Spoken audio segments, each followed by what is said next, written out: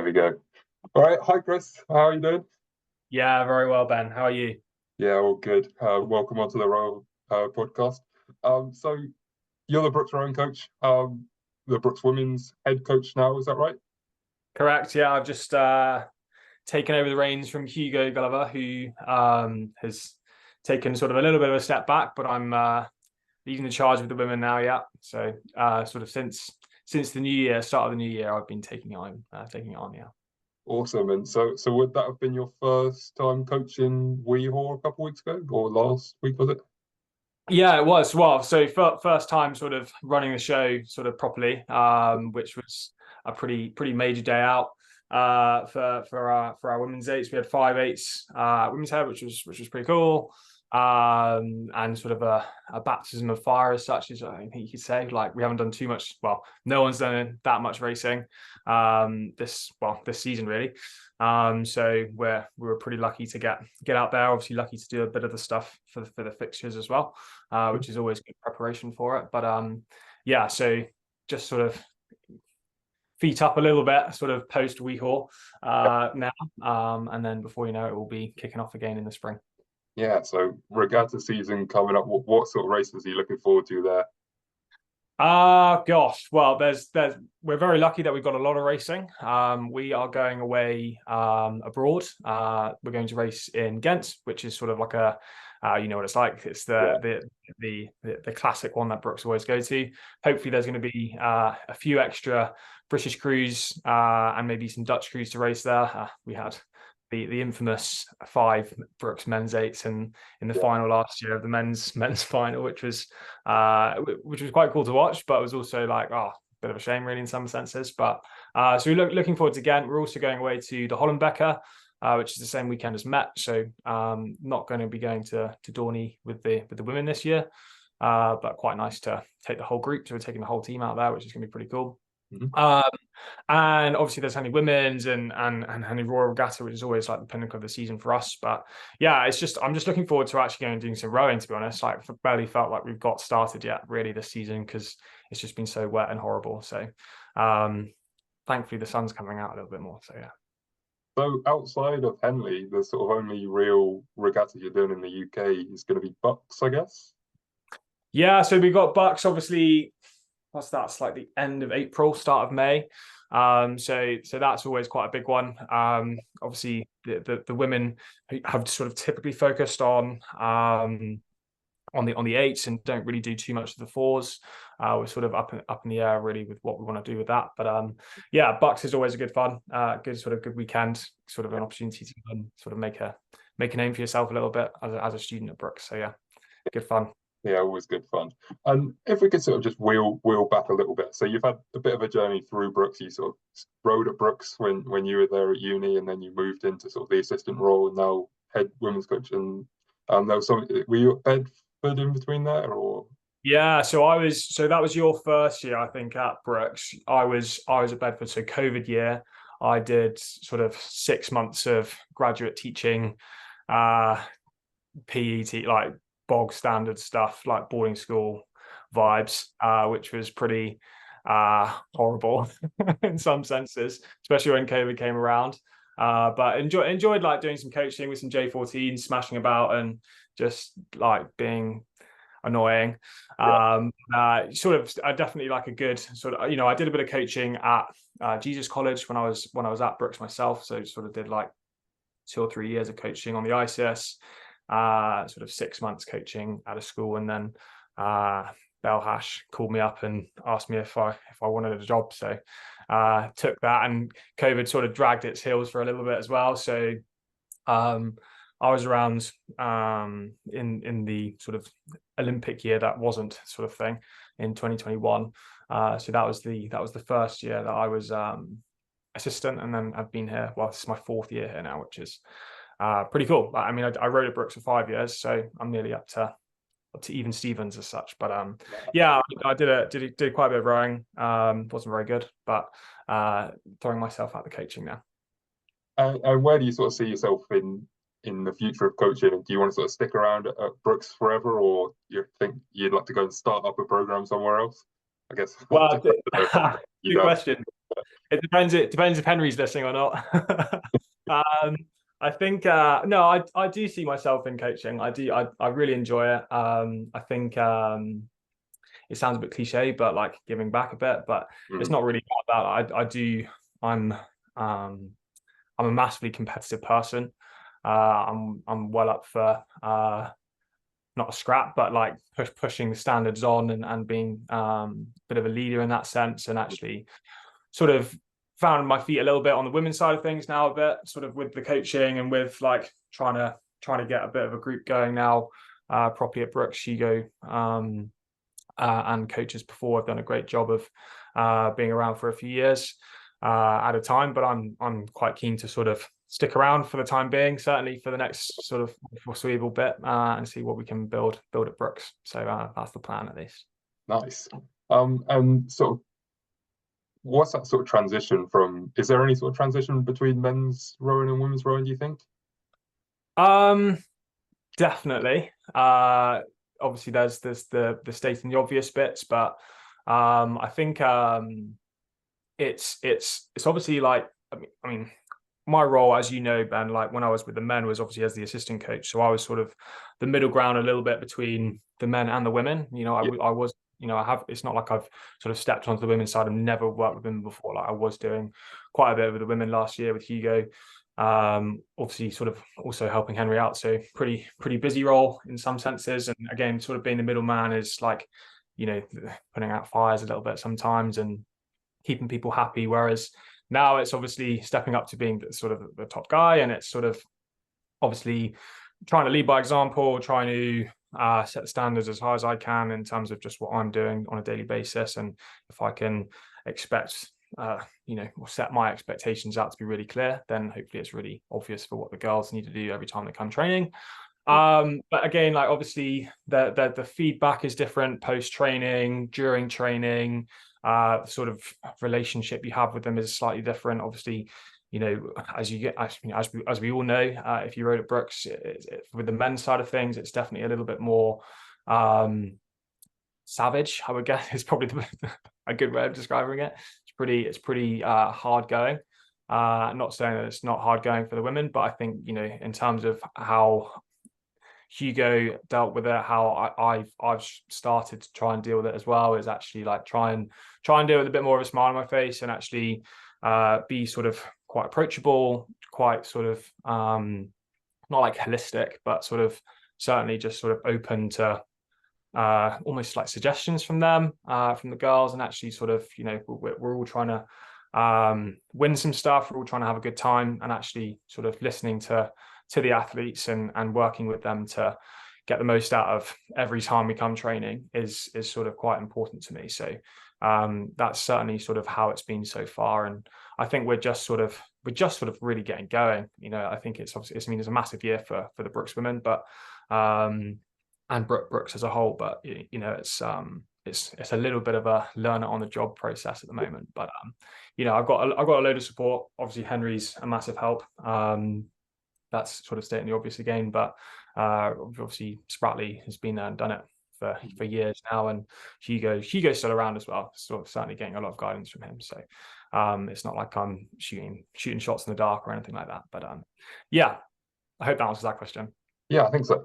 And sort of with that in mind, like you sort of talked about building up this program, and I think Brookes is sort of the sort of program where you'll get a lot of people that come in not particularly high level rowing, and then will build their way up. I was talking to Jenny a couple of weeks ago, and she's someone that sort of started out in a few of the sort of bottom boats and worked her way up to winning Henley last year. What do you think it is about Brookes that sort of helps athletes like that?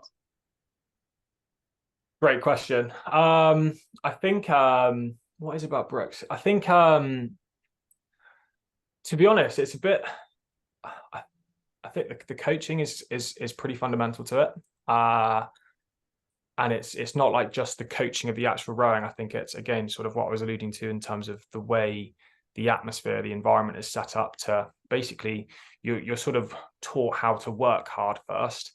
Yeah. And that epitomizes your success, Jenny's success, loads of people's success sort of come to Brookes having maybe not even done anything as a junior, and actually taking a couple of years sometimes to learn the ropes. Some people get it quickly, like so Matt Rowe came in and won the head in his first year, and he was still 18 or whatever it was, like a child. And then then you've got the Sam Shepherds of the world who took 4 years to learn how to row, finally gets paid in and then make it work. So I think Brookes is very good at ultimately just getting the most out of every athlete. It does provide opportunities for people to train in an environment that is pretty professional. I think that's probably a really good way of describing it. And actually, like, just grafting hard and almost serving the time and learning from those around you to get the most out of yourself. Again, every time you come training, but ultimately also like just through miles and miles on the ergo, hours and hours on the bikes or in the boats, whatever it is, laps of Wimbledon Lake. Like, actually, you just learn how to try hard and ultimately as well. I think a massive part of Brookes' success is actually just wanting to win, wanting to be part of something that is clearly got a bit of a legacy now, and actually wanting to put your name on a trophy in the stewards enclosure, basically. So I think that's a massive part of it, and it's certainly it's not slowing down. I don't think that's certainly one thing I'd add. So that's again my answer to that one. What do you think, sort of a junior coming in, maybe from a smaller club or smaller team that's done a bit of rowing, but was never sort of winning sort of nat schools and things like that, sort of they've got their sights on Brookes or any other sort of high performance club, really? What do you think they could do to sort of get their way through the system and sort of get some good results, either at the end of their time at school or even sort of moving into uni? What can they do to sort of prop up and build some good foundations? Good question again. So, I mean, speaking from my experience, I rode at Marlow Rowing Club. I was the only person in my age group, and I was like the year below the Sholtos, the Seb Devros, the Harry Glennisters, so they won the Forley when I was at Marlow, which was a year above me, and it was like amazing. And I sort of had to. I was just sort of following along with them pretty much during my time when I was a junior. And, again, sort of I went to Brookes and had to learn the ropes pretty quickly. And it took me some time to learn it. And it's the same story for a lot of people. Some people come from, these big schools with a wealth of history of rowing and experience. Some people come from tiny clubs. Llandaff, we've got a chap from Llandaff Rowing Club this year. And, some from people with like 10 people in the rowing club sort of thing. So and ultimately it's just actually how much you're a massive part of what I talk to a lot of people when they come to Brookes is actually like, do you like it? Do you enjoy rowing? And there's a reason why you're doing this podcast. You like rowing. I like rowing because it's I get paid to show up, but I still love the sport fundamentally. And actually if you're super keen and well up for trying hard and being part of something special, being part of something that's bigger than just yourself, which Brookes is then you've got a really good opportunity of being for being successful. And actually, like, it's not required like a necessity to have it worked out by the time you're 18 leaving school. I think looking back again, I'm sure you might even be able to relate to it, Ben. Like, when I was in school, I was like, God, I've been rowing for so long. I'm going to go to Brookes and I'm going to win. And it's like, no, it's not going to happen. You've really got to like do some hard yards to get to that. And actually just sort of taking a little bit of a step back sometimes and going, I'm just going to look and take some time to learn from those around me and go from there sort of almost on a daily basis is definitely sort of one way I would one suggestion I'd give to anyone sort of looking to take the sport onwards from sort of a junior setting. So yeah. Perfect. And then sort of looking forwards and up, building off that. So you've done a bit of coaching with the under-23 team for GB as well. What do you think the step on is, and what do you think the sort of process is from getting from that position where you're doing well sort of in your own program to then moving on and doing well for your country as well? God, it's good questions, Ben. You've been lining these up, haven't you? So in terms of sort of the international side of things, there are the sort of fundamental, like non-negotiable fundamental things that you have to have, which is ultimately physiology. You've got to be able to get the erg cutoffs to keep moving through the trials process. Obviously, on the men's side and the women's side of things, it's super competitive. Obviously, there's a huge amount of people that now go off to the US, and ultimately, like to be in those programs, to be in, to be considered as part of that process, you've got to have that physiology side of things. And obviously, like again, that is something that just comes with time, I think. And there's even girls who we had a 2K test with the girls yesterday evening, and there's some girls who are knocking like 10 seconds off their PB in one go, in one test. And it's like, those guys never thought, probably even at the start of the season, that they could be where they are now. And it's like, well, actually, you're still in your second year at uni. Imagine how good you could be if you stuck around for another 2 years. So actually, it's sort of just gradually learning how hard you can push your body over time, how hard and how motivated you got to be every time it's raining outside or it's dark in the morning, you want to roll over in bed, whatever it might be. Like, I think it takes time to learn the ropes, to learn the technical side of things as well. And I think, like, that there is a sort of an art, there is a trick to the trials process. It's obviously the Americans, they can come straight in after Henley. That's a whole nother thing. But actually, like for the British process, for those here in the UK, it's a pretty long process. Obviously, there's November and February, like the 5K stuff, whereas you come to April and it's like, a completely different test, really. So actually, being skillful, having physiology is something that takes time, and actually, it's a pretty tough road. But that's literally why, hopefully, you can go through that process and already and in a position to be fighting the world's best when it comes to under 23s or Europeans or whatever it might be. So yeah, it's a hard graft, and I'm learning a huge amount of stuff from Peter Shepherd and being involved in that side of things as well. It's quite a great summer last year. So yeah, hopefully involved again this year. Mm-hmm. And with the sort of women's side with the GB team, that's a lot of sculling to sort of start off that process. And I know the Boston trials are sort of in singles. From your perspective as the new women's coach, like how do you think that affects Brookes as a team that's obviously a lot more based in sweet boats? I think well, I won't lie, Ben, it's a bit inconvenient. Yeah. Yeah.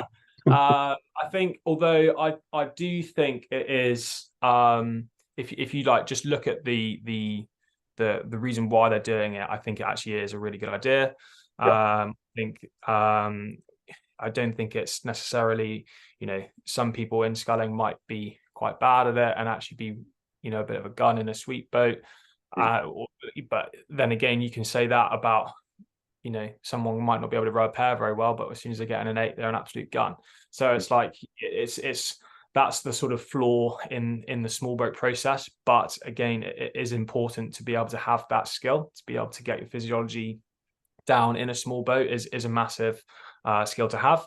And I think, again, like what our women have to go and put themselves through the first sort of few months of the season in terms of, how I get myself going in a single properly, it is a proper task. And actually, if you can do that, and if you can do that to a really high standard, then again, if you can go and have a result in a small boat in a single, and it's not your bag, then actually maybe you're going to be doing something special that summer. So actually, like, I think it's all worth it. And I think, I wouldn't be surprised if they look towards the men having some of that sort of similar sort of testing in the future as well. So yeah, it's not something that we love that time of year, but I think it is a really useful thing to sort of for the girls to go and put themselves through. And that sort of early winter graft, sort of in the singles and sort of building up through that process. This year has been a bit different, obviously, because a lot of the races have all been cancelled. And I think Marlow, the only race that we've done there is Quinton Head so far. And I'm sure it's pretty similar at Brookes in terms of how many races you've done. Obviously, you've had the fixtures. how do you think like athletes can sort of continue motivating themselves through that period? Tricky, hard, having a coach on them all the time. I'm Mhm. sure, I'm sure it's the same with you guys in Marla. If you can have someone who's on your back, it makes it easier, but then it's not necessarily like a popular option as the coach. But I've got to be that guy to keep keep them on it basically. But it's tricky. It's really hard, and I think we're coming out the other end of it, and a massive part of it was that for us was just like everyone's in the same boat, not literally, but like everyone's in the same situation. We've just got to keep training harder, as hard as we possibly can every day, and hopefully it's all going to pay off. And there's fundamentally, again, a massive part of my focus with the women in at Brookes was actually like, it's a bit like when you're injured, like just because you can't go rowing in a boat, there's still opportunities for you to work on your weaknesses. Okay, so if you're weak in the gym, if you're weak in terms of your flexibility or your nutrition or whatever it might be, behind on your uni work, probably, like there's massive ways to sort of utilize the time that you're in right there, and actually not getting too stuck up on what you can't go and do, and factors that are outside of our control. Actually just control what you can right in front of you, and work as hard as you can on any given day to get the best results you can. Mhm. And you sort of mentioned the uni work there a little bit, and as sort of a coach of a high performance rowing team, like how much do you sort of have to think about uni for the guys that you're coaching? Well, massively. We at Brookes, we basically structure our program during the academic year, academic time of year, completely around the lecture timetable, the summer. There basically is no pressure at Brookes ever to be missing. You're missing out on school to come rowing. Mhm. And so that sometimes there may be the odd text that flies in being like, I can't come training today because I've got my disc due in 2 days' time. It's like, surely you should have done that before. That's like fine. I was that guy too.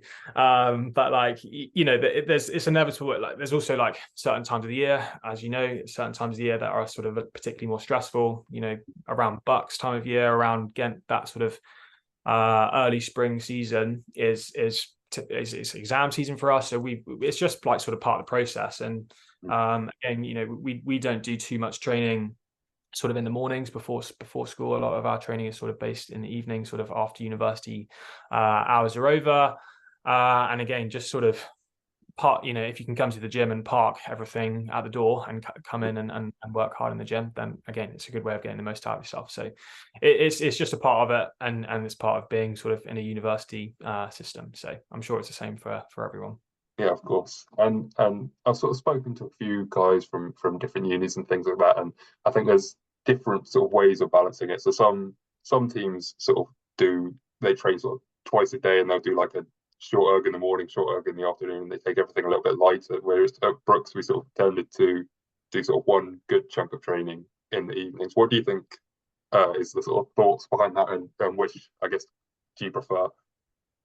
Um, so yeah, I mean, I sort of experienced both types really while I was at Brookes, and I actually really enjoyed just, well, the first few years when I was at Brookes, when it was like you basically just went as hard as you could all the time, and it was like an hour in the evening every Tuesday, Thursday, and you just be putting as hard as you could all the time. And yeah, that was quite sort of good for time efficiency, but in terms of like the science behind the training, I don't think it was necessarily that well thought out, and that's why I think it's developed a lot sort of over time. And I think it is.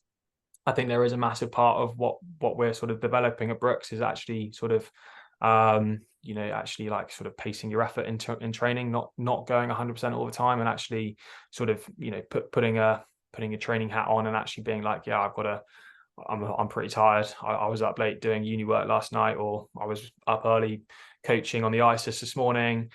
I've got to pace myself a bit more in training today, or whatever it might be, or I might have to come to the 6 p.m. session because I got out of class late and haven't managed to eat properly yet. So I'm going to just do my training a bit later. And I think it's just sort of what we've managed to work out at Brookes, that is actually like, if you have to come, if you only have time in your day to do one session, you can still make it a productive time. You can still make it a productive session. And actually, again, if you can come in and work at the right intensity and do that consistently over a long period of time, then you're going to be in a really good position to move on your 2K result, move on your technical rowing in a boat, in a crew boat, in a small boat, whatever it might be. So, I think fundamentally it's sort of, again, sorry to sound like a broken record, but sort of like actually how consistent you can be on a daily basis, how you go up mentally and physically, and how hard you work.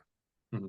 And alongside that hard work, you got to sort of play hard, work hard, and sort of find that balance. And I was chatting to Matt Hayward yesterday, and he was sort of saying about how he kind of liked to get in the spotlight a bit more. How rowing, like, you can have fun and you can like make it fun for you and your mates, and ultimately you're spending a lot of time with your mates, and most of your time will be done rowing. If outside of uni, it'll be sort of uni rowing, and there's like, you sometimes we kind of miss out on that social part.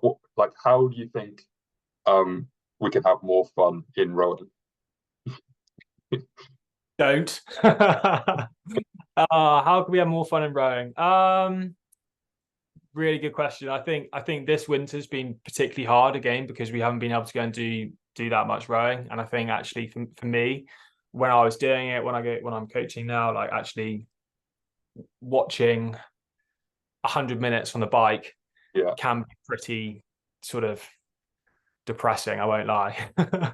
And not particularly fun, and I'm sure that's probably what Hayward's alluding to in that sense. But I think I stand by the fact that actually having fun in rowing is ultimately not trying hard necessarily, like obviously that's part of it, but trying to go quite quickly, go fast. And that's, I think, what we do.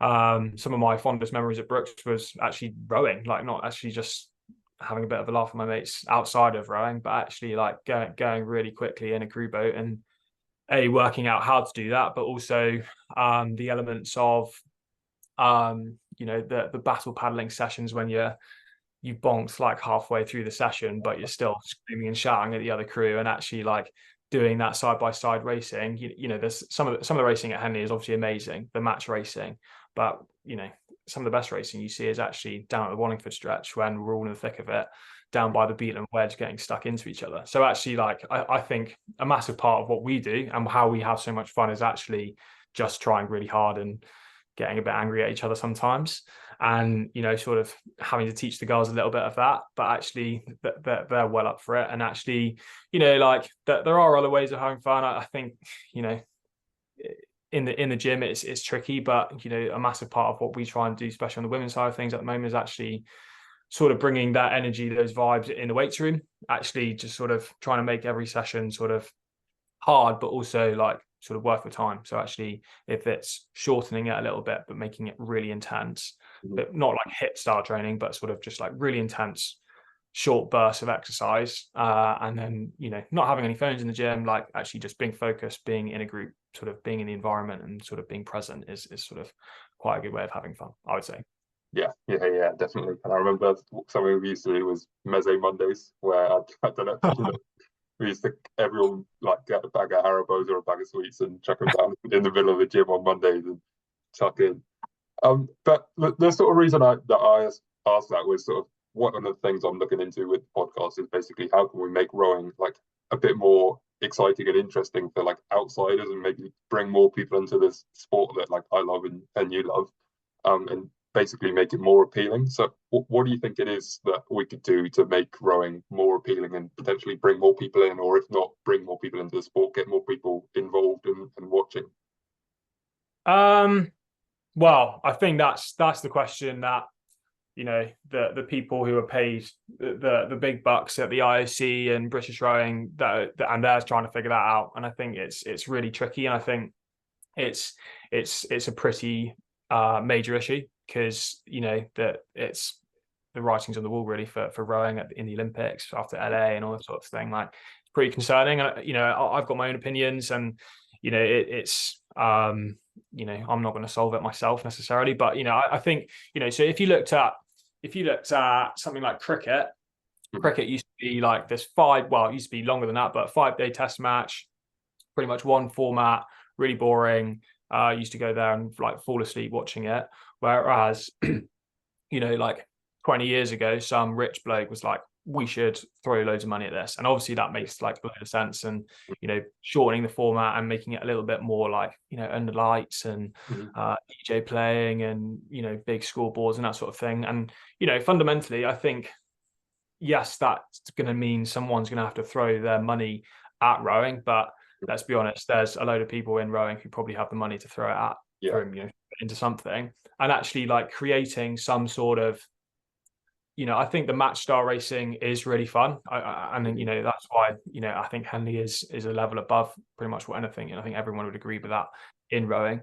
But like it's like your day night test match in cricket. Like, why can't we just keep going through the night, or not through the night, but like into the night with rowing, and like, sort of make it a little bit more accessible in terms of actually who we're trying to include, and actually make it sort of a little bit more not, obviously have that sort of high end performance, but also have some novice rowing, have like, student eights, some of the best stuff you see, again, going back to your stuff with Bucks, it's like watching novice eights E-final, and the bloke who's just come third in the E-finals going absolutely mental because it's like that's his big day. And like, actually just trying to make that a little bit more fun and eye-catching and something to be a part of is sort of how you keep people in the sport for longer, but also be sort of just making more people interested to try it. So I think that's something that I would say, like actually trying to find a way of commercializing it a little bit more, but also in a way just to sort of ideally get more people staying in it for longer. I think that's a massive issue that we have. And I think, like a lot of people row at university, not just at Brookes, at any university and stop. And, that's why, places like Thames and London Rowing Club are doing a great job, because they can, bring in all this wealth of talent that's all just moved to London to get a job. But like, surely there's got to be some other way of keeping people in rowing for longer. And actually, I think that will actually solve a load of problems as well. So it's tricky, and I probably haven't really answered that question, to be honest, but I think fundamentally there's got to be some money put into actually broadening the sort of your base performance pyramid, the bottom part of your sort of performance pyramid, to actually bring in people from backgrounds that might not be involved in rowing, thinking about Fulham Reach and that sort of thing, and actually keeping them in it for longer, and keeping them sort of, hanging the carrot out there for them to be like, yeah, I want to keep doing this, and making that more accessible to be involved in, not necessarily at university, but actually in a club. And I think that's a massive part of it. So, yeah. I guess with that fundraising and that sort of commercialization in mind, at Brookes, I don't know if you could sort of disclose this, but I'm sure there's sort of opportunities for sponsorships and things like that. Is that something that's been looked into? Yeah, well, not massively. Like it's something that we've thought about. We're hugely lucky to have some really amazing backing by the university, and I think that ultimately, while that's there, it's like, well, maybe we shouldn't change that. I think ultimately that is where rowing needs to go. Obviously you look at the boat race with they used to have Gemini, but I can't even, who is it now? Do you even know? Yeah, I can't even tell you. That's part of the problem. Like, you can even, there's no one who's investing in it. And I think it's not Rory or Mark 1 to go and invest in, but it's like, can someone create an event where it's like, this is almost a more popular version of Henley? Is it like a British Rowing Championships that is based in Henley, or something like that, to sort of I think the prize pot side of things is quite cool. We Brookes were invited out to China earlier this season to sort of start off our season, and obviously there was a load of sponsorship there. That sort of Helly Hansen side of things, they sort of threw loads of money to bring in, like Cambridge University, Rowing Australia, and like there was a head race which was obviously like super challenging through Shanghai, like Bendy River, but then they had like sprint racing, and it was honestly like one of the best like rowing experiences I've sort of ever been in. And I think whoever organized that, they need to be employed by someone in British rowing, because they had themselves like put together pretty well. So, And I've heard the next Cup was pretty similar to that as well in terms of, and I think I was chatting to Will as well, and they had like literally like a cox erging race as well there, and it's just like yeah, I think I saw that. But yeah, that's like all the sort of different things. I think I've obviously got the sort of however long it is head race, and then they've got some sprint races and a cox race as well. But I think it's that sort of mixed genre, making a whole event of it. And I think they had some sort of like, well, the prizes were sort of Google phones. I don't know if Google was involved with that, but there was all sorts of prizes and sponsorships there as well. And I was chatting to Jack yesterday, and he was saying there were like kids coming up to them asking for autographs and all that sort of stuff. So like that sort of thing, like events like that are a thing that happens, and I think you're right. It would be cool to sort of see that sort of thing in the UK as well. Yeah, and I think sort of it doesn't necessarily have to come from British rowing. I think, actually it might take someone like Brookes, or a few of the top clubs, Brookes, Thames, Leander, something like that, or maybe just some of the clubs to sort of put themselves together and be like, yeah, we're going to host our own version of that and start making that a thing. And you look at something like what UW do out in Washington, and having the Windermere Cup, that is obviously a huge draw. So actually trying to mix things up a little bit, sort of make it a little less sort of samey, I think is a massive part of how we can sort of grow the sport a little bit more. And again, like, that get it on the TV, goodness sake, like it's not all about the boat race, let's be honest, is it? Yeah. I'm just conscious of time. I think we're just about to run out. So okay. Thank you very much for coming on today and having a chat, and hopefully not releasing too many secrets. No, I think I'll keep my job where we are. Thanks, Chris, for coming on today, and good luck with your cruise going forwards for the rest of the season. I guess you've got April trials coming up. Yeah, April trials. I'll be down. I'll be down watching it. So it's men's head tomorrow. So I'll be down in support of Henry and the men tomorrow. So that's all quite exciting. And then, April trials is coming around the corner pretty rapidly, which is quite scary because we haven't done too much in small boats yet. Hopefully that's the same for everyone else as well. But yeah, and then again, Bucks, like Bucks starts start of May, and then I think it's pretty much every weekend in May we've got something going on, and before you know it, we'll be right in the thick of the British summertime. So yeah, all very exciting, and appreciate you having me on. Yes, thanks very much. Cheers, Ben.